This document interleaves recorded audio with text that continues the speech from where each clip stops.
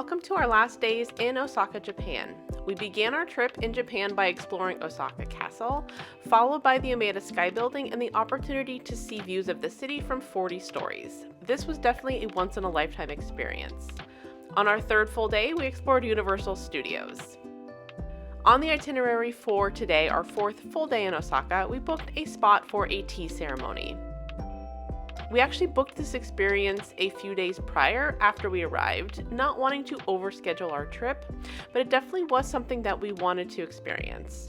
And it was just a short walk from our hotel. Tea ceremonies are another really proud, long-standing tradition in Japan. Our experience started with an opportunity to learn about the history of the ceremony itself.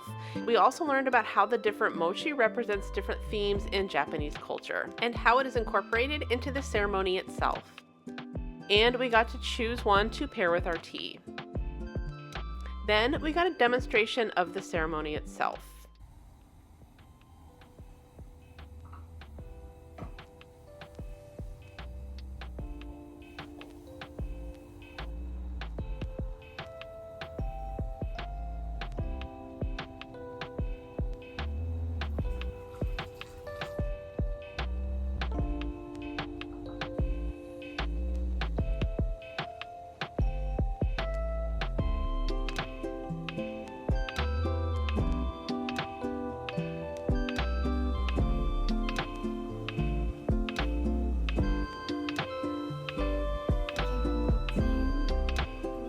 And then we got to choose a bowl that we were going to use when we went through the ceremony ourselves.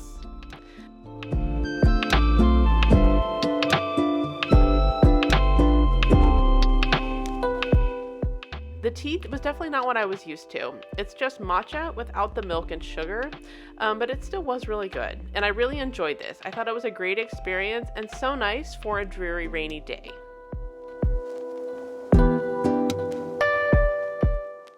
After the tea ceremony, we made our way back to our hotel to rest. A few hours later, we set out again to walk to Namba Park, which is a large multi-floor shopping mall. We specifically came here on this day to go to the Sumo Hall and the Sumo Experience.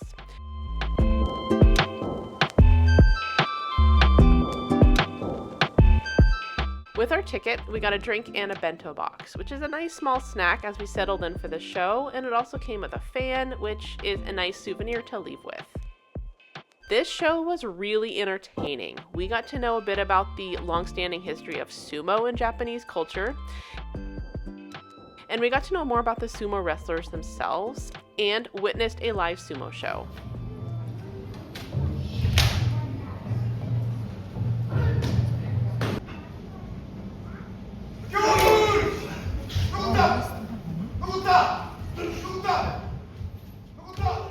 This experience was really interactive, giving audience members a chance to participate.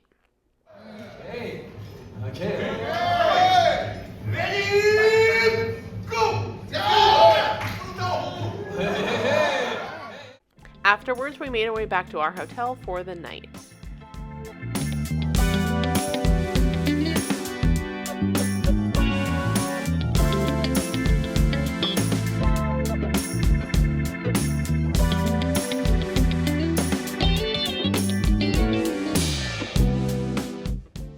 The next day, we had another packed day on the itinerary, starting with sushi making.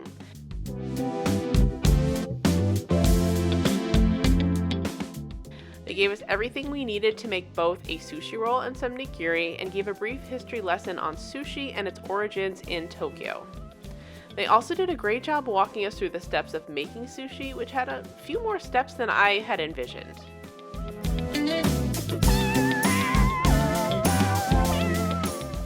As a lover of sushi, this was really fun, but my favorite part was, of course, eating it. After sushi making, we spent more time exploring this part of Osaka.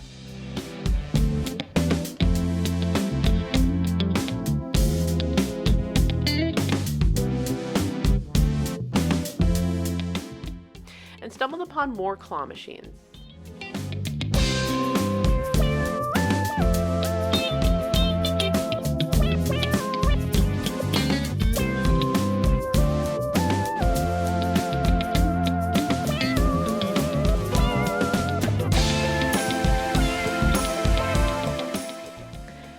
we made our way to what I was most excited about, and this was the Mipig Cafe. This is one of the few experiences that I had booked ahead of time before we left for Osaka. Here, you can snuggle with miniature pigs. You aren't able to pick them up, but they will seek you out and pile on top of you. As an animal lover, this is such a unique and enjoyable experience. As a child, I always wanted a pet pig, so this hit a little bit different for me. This experience was going to be hard to top and a great way to end our last day. After the Mipig Cafe, we headed back for another stroll around the Dotonbori District and took some time to enjoy some of the iconic street food and restaurants.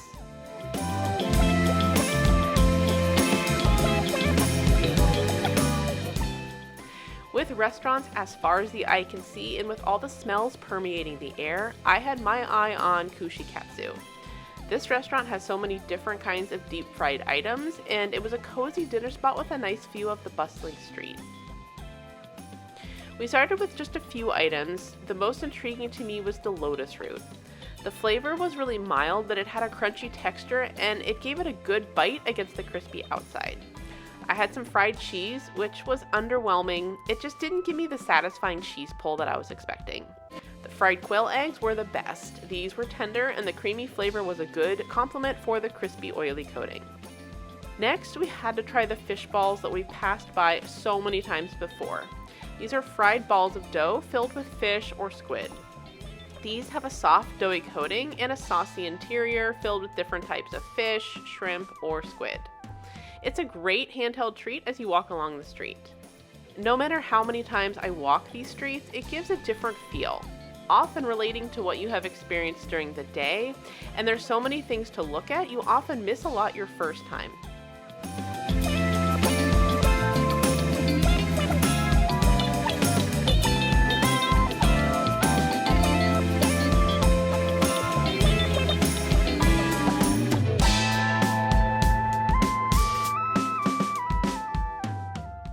Our last day we were traveling home, so after another restful night, we made our way that morning back to Namba Parks for breakfast.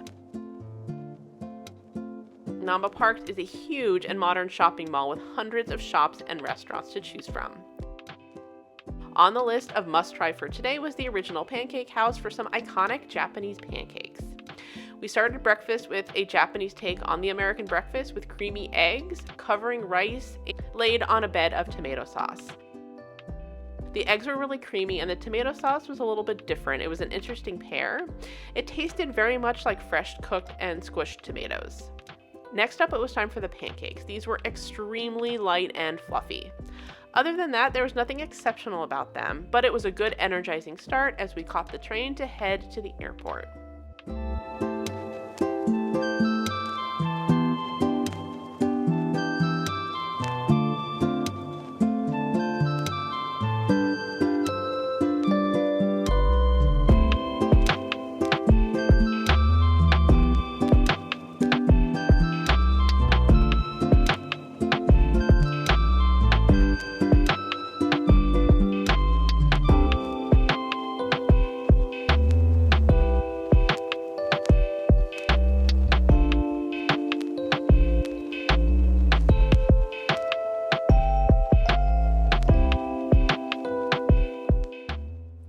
And as we stepped into the terminal, it signaled the end of this adventure.